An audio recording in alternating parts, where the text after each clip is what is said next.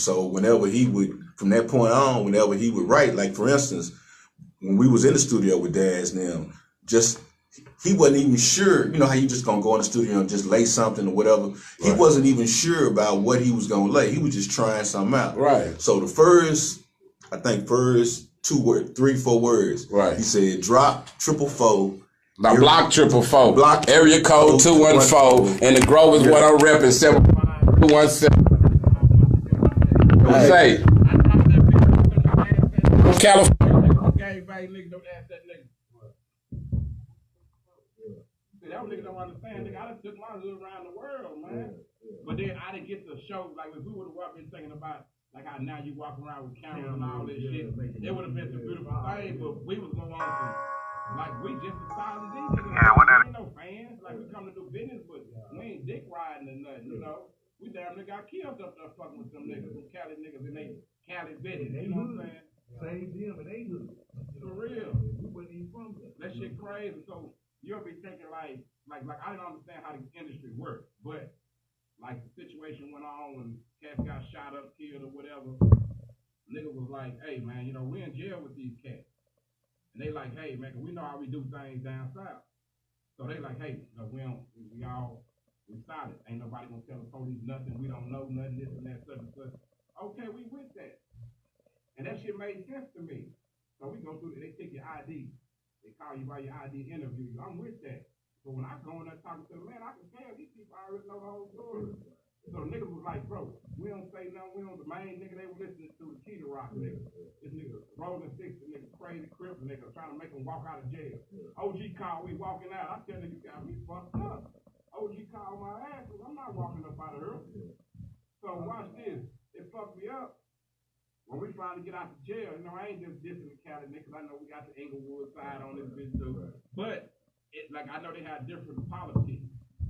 So when they say we're not gonna say nothing from a down south nigga, a Texas nigga point of view, that means we're not gonna say nothing. Nothing at all. But when we get outside, man, these niggas in front of the camera. Yeah, I was there, and Snoop was there, and Snoop wasn't even there. We read in the magazine, it said somebody in the article, nigga. And when you pull it up, in the studio doing some music with a rapper, with a group from Texas. Like, that's the most they really said, but we weren't looking for no clients for that shit and nothing. And that tripped me out. My partner looked at it, he was with Steve-O. And they was down here, they passed me up on the freeway. Steve-O, he was talking about that shit or whatever. They told my niggas say, cause this nigga say, you the nigga they was talking about was talking shit to them the whole time. Cause after we almost got killed, now I'm telling them, nigga, we ain't finna record with y'all no more unless y'all have some guns cause watch this, nigga. I'm in the booth recording my verse. Yeah. And I heard, hey. So the first thing I'm thinking, cause I know they got him and his bro got the bread with him. So now I'm in the booth thinking, trying to rob us or something. That's what I'm thinking. So now I'm coming up out the booth like, oh, this cool, cause the corrupt nigga had already rubbed me the wrong way. Like, oh yeah, I done been with these niggas, these crip niggas. Nigga, I'm on some crip shit with y'all. So I been cool with everybody. But then the corrupt nigga show up at the studio one day. I got an Echo shirt on, I'll never forget. The little boy had some red shoes on the shirt. Now I done told them niggas I'm from Texas, this and I'm not with y'all with whatever. Yeah. They come in, the nigga corrupt come around and shaking everybody's hand. Man, the nigga get to me and look at my shirt and I'm no, homie. Like, cause I had a little nigga with some red shoes on, he wasn't gonna shake my hand. Yeah. But you got blood niggas in here with you though. Yeah.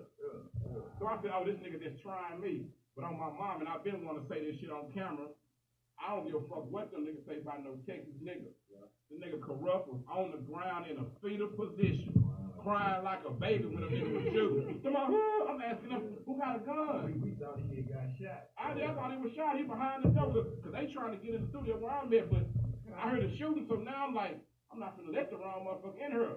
But the door had moved. I look out through the window, I see him and what was you in C-style or somebody put the soda machine. They put the soda machine in front of the door, the studio door to keep the niggas with the guns. They got men in 14. They done put some bitches over the motherfucking soda machine, just hitting up in there anybody they can hit.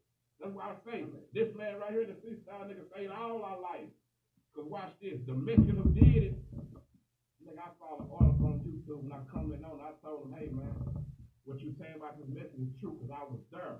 I said, the Texas nigga they talking about, that's me. So the nigga a blog, he hit me back. That nigga said, hey, bro, y'all was lucky because that Mexican nigga had been going around killing black people. But just he had killed like 20, 30 black people who just on some, like Cali got some real relations with some essays and shit, man.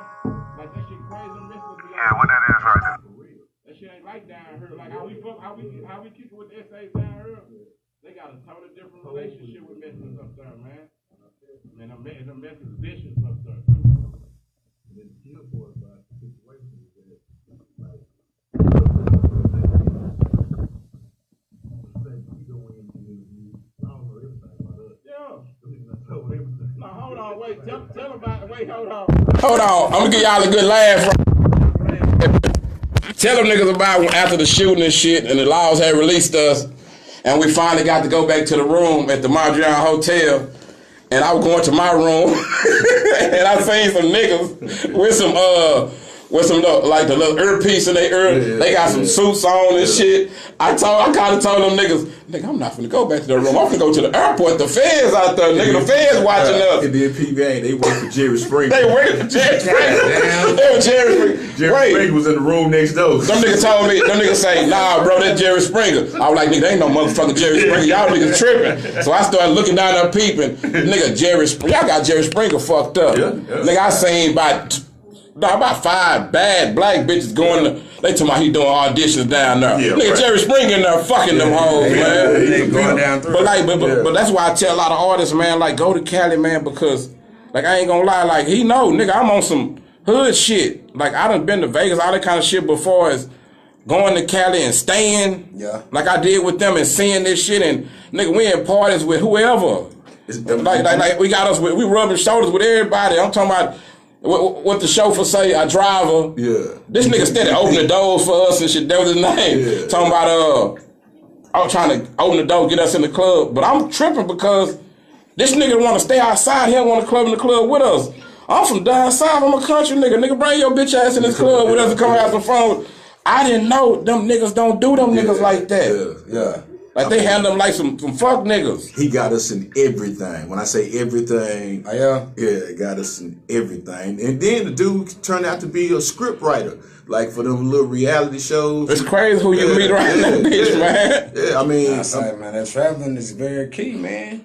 I mean, dude was just when I say he was just a hustler, but he was ex crackhead and started a business for himself for his driving, cars. I remember he brought that nigga to the room for to get that nigga knocked out. Yeah. I was like, I used to try to be on my best behavior, like I don't want to be too rough around the edges when but this nigga brother, like I had mad love for this nigga. Like this nigga came and got me, fool. Yeah. And told me, R.I.P. man, for real. Nigga came and got me and it's like, bro, leave that dope alone. Niggas just call me out the blue, come meet me. Give me $1,000. Nigga, stay in the studio, like we gonna do this shit. Like just go to your girl house. That nigga drop me off of a bitch house and call the bitch and make sure I was still there type shit. Like nigga, this where you gonna be, this where you be. And like he was trying to, nigga really believed in me. Like I had never had nothing like that. Something though. Yeah, you know what I'm saying? I had never had nothing like that, man. And goddamn, if I wouldn't have got locked up, I feel like we would have done some major things. But it ain't over with, man. Because one thing about real talent. You can't deny real talent, man. Man, when you hit me and told me that we were gonna do this, I probably hadn't listened. I listened to it periodically. You know what I'm saying? What's that? The music. Oh, that we did. Yeah. Man, these niggas ain't even ready, D. I don't think y'all understand, man. Like I get on. Now you can bring Tupac back and put me on the track with him. Yeah, I could play. I'm telling you, I'm gonna play you something right now. I'm one of a few niggas, man. You ever seen a nigga in the studio? Hey, you ever had a nigga in the studio with some niggas, grown niggas, and nigga get out the booth and everybody in the booth got tears in their eyes? Damn it. No, for real, man. I'm like, I say, man, this is the way. Like MJG told me, bro, it ain't what you say, it's how you say it. Yeah. He said, you got a talent with the way you say shit. And I've been interviewed with did Shay, and niggas tell me, damn, bro, I like the way you put shit. I had never looked at it like that. Yeah. And like, nigga, I used to be in jail. Like the guards, this is why I was getting in trouble for in jail. Too many niggas trying to come to my cell and sit on the floor and listen to me talk. Well, like for real. Well, this was the thing about Kimbo. This was the thing about Kimbo. How when you have a star, like you have a Tupac, you have a Snoop, or Cube, or something like that. They had that light on their, over their head when they walk in a room. That